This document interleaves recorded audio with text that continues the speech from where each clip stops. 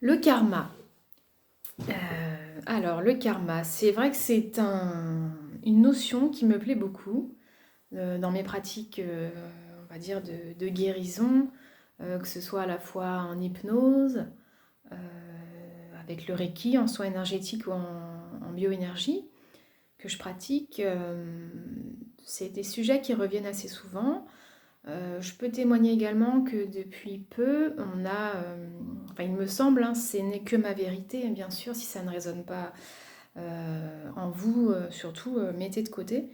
Il me semble que là, depuis, allez, je dirais l'année dernière, on est dans une phase de grosse libération karmique. Donc on le voit bien déjà autour de nous à travers ce qui se passe.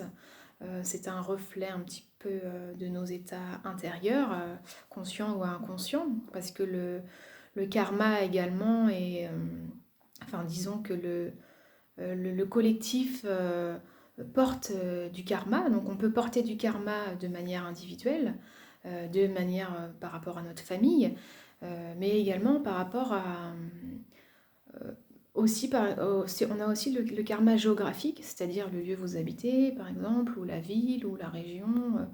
Donc voilà, c'est tout un... Et le karma collectif d'une société. C'est tout un... Ça s'en mêle beaucoup en fait. Le karma, moi je vois ça un petit peu dans plusieurs sens. Par exemple, en bioénergie, on arrive à aller... on travaille avec des présences qui nous aident à libérer le karma. Parce qu'on est là vraiment pour libérer le karma lié à nos incarnations de vie antérieure, entre autres. Et de ce fait-là, quand on va libérer du karma, il y a plusieurs choses. Je dirais, enfin, je pense à deux choses.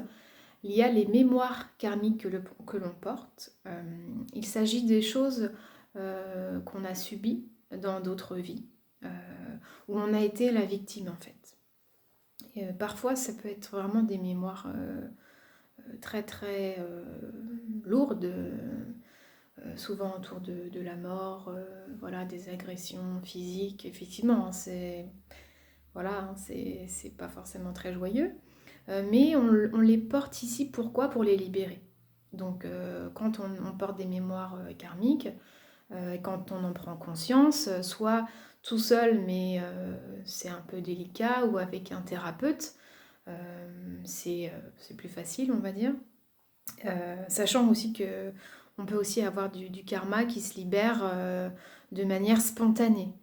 Je pense par exemple lors de lecture de livres ou lorsque vous allez au cinéma et quand on regarde des scènes de guerre, des choses comme ça, ça réveille des mémoires. Donc ça fait partie. On est là dans cette vie-là pour libérer le karma, pour alléger la souffrance de notre âme. Et de ce fait-là, la moindre rencontre, la moindre oui, personne que l'on va rencontrer, donc qui fait partie de nos vies antérieures, entre autres, va réveiller, on va dire, ces mémoires. Donc ça, on peut travailler dessus, à les libérer, on va dire. C'est comme si, oui, voilà, c'est dissoudre cette mémoire. C'est-à-dire que cette énergie qui est figée là autour de nous, évidemment, on ne la voit pas, mais en fait, on peut la sentir. À un moment donné, voilà, c'est le bon moment et elle va se libérer. Et on sent que, voilà, on a besoin de libérer quelque chose. Et bien, en bioénergie, voilà, on va décristalliser, on dit, cette mémoire. Et de l'autre côté, on a les charges karmiques. Forcément, si on a été victime, on a été aussi bourreau.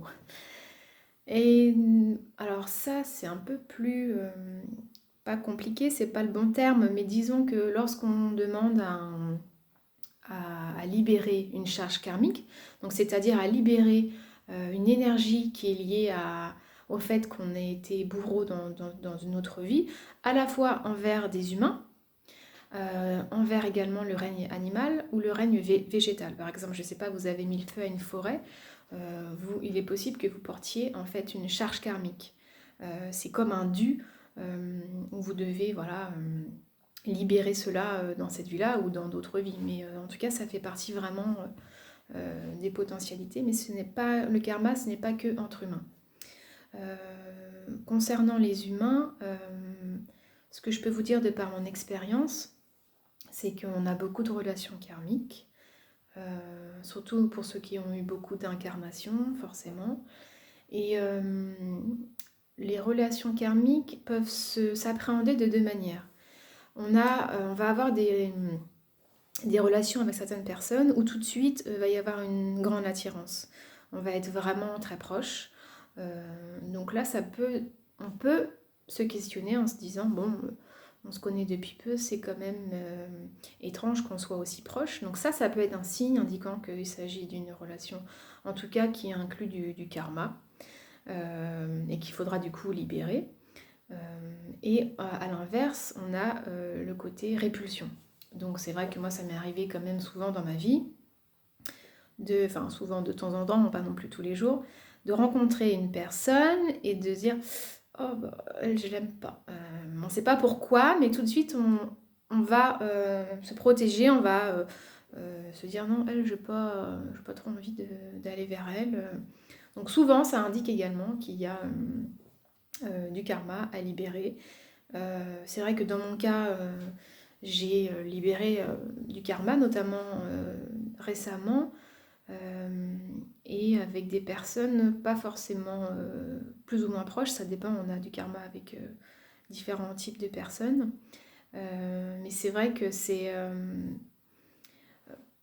quand on a du petit karma, on va dire, quand on n'a pas des gros blocages karmiques avec certaines personnes, je vais vous faire part d'une expérience. Dans un restaurant, j'ai une amie une fois ça se passait très mal avec le serveur. On ne savait pas pourquoi. En fait, avec nous, ça se passait très bien, mais avec elle, il était vraiment extrêmement désagréable. Et elle a fait l'expérience de demander pardon pour tout le mal qu'elle a pu lui faire dans une autre vie. Voilà, donc vraiment, elle a fait ça, mais avec le cœur, hein. Elle l'a fait en y croyant. Et c'est incroyable parce que quand il est revenu servir le plat, il avait complètement changé de comportement. Donc ça, évidemment, pour les karmas qui sont importants, il ne suffit pas de dire pardon comme ça sur le bord d'une chaise au restaurant pour que ça se libère, hein. C'est des processus plus profonds. Parfois, donc, on a énormément de karma avec une personne. À ce moment-là, on va avoir comme des couches karmiques qui vont se libérer. Jusqu'à ce que ce soit complètement neutre. Parce que l'idée, c'est vraiment de libérer toutes ces couches pour qu'on soit vraiment en pleine possession de notre énergie. Qu'on n'ait pas comme Vous pouvez imaginer, c'est comme des kystes, en fait, karmiques, on appelle ça. Des énergies qui viennent se mettre dans notre aura et qui vont un petit peu je sais pas le terme, mais ouais, qui vont nous alourdir en fait. Donc libérer le karma, ça va vraiment, on sent une différence quand on travaille, et là je peux vous parler de mon expérience, quand on travaille à libérer du karma nous reliant à une personne, tout de suite on sent que c'est plus fluide. Bon, quand il y a beaucoup de karma, il faut faire beaucoup de soins, mais voilà, parce que ça veut dire qu'on a du karma, on a été dans ce rôle d'agresseur, entre guillemets, dans une autre vie. Donc voilà, pour ceux qui sont plus sensibles et qui ont envie, comme c'est mon cas, de libérer leur karma, alors voilà, il y a une possibilité, en fait, vraiment, si on le souhaite vraiment intérieurement, de libérer notre karma pour nous alléger. Voilà. Donc ça, moi je travaille beaucoup en bioénergie, ça peut aussi se travailler en soins énergétiques, c'est-à-dire qu'on ne va pas forcément conscientiser les causes, mais voilà, on va demander une libération karmique, voilà, tout ce qui est soins énergétiques. Également en hypnose, on travaille dessus, mais en tout cas, moi, c'est vrai que dernièrement, l'outil, on va dire le plus simple, mais pas que, hein, c'est la bioénergie. Donc, c'est-à-dire qu'on va travailler avec des présences aussi, on peut faire donc ce qu'on appelle des soins chamaniques. On va dans l'aura de la personne regarder ce qui se trame, on va dire voilà, on va peut-être repérer une mémoire karmique à un endroit et grâce à des présences, on va donc libérer cette mémoire. Voilà, j'espère que cette expérience voilà, vous plaira et pourra vous servir, mais en tout cas, voilà des petits conseils qui peuvent vous alerter quand vous rencontrez quelqu'un, qu'il y a une répulsion ou quand il y a des problématiques récurrentes. Et quand ces problématiques, on se dit qu'en fait, il n'y a pas de cause réelle, il n'y a pas eu vraiment c'est des sortes d'incompréhension entre les personnes, vraiment quelque chose, on ne sait pas, on ne comprend pas, il y a eu des choses, mais ça ne mérite pas de prendre cette ampleur-là. Franchement, de par mon expérience, vous pouvez être sûr que c'est karmique. Et là, je vous conseille vraiment de faire appel à un bioénergéticien ou un autre praticien qui libère du karma, parce que vraiment, ça aide grandement à se libérer de ces difficultés avec les autres. Voilà. Je vous remercie et je vous dis à bientôt. Au revoir.